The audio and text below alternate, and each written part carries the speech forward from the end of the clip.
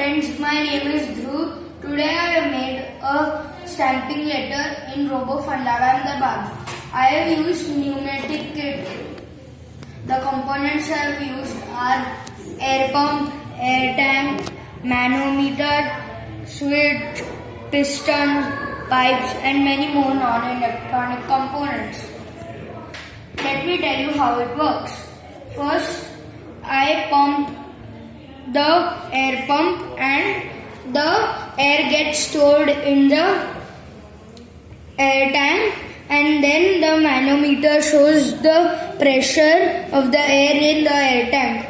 Then first I use this switch and then this.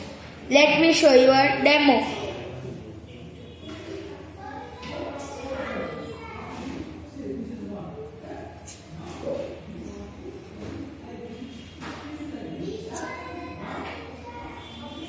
Thank you.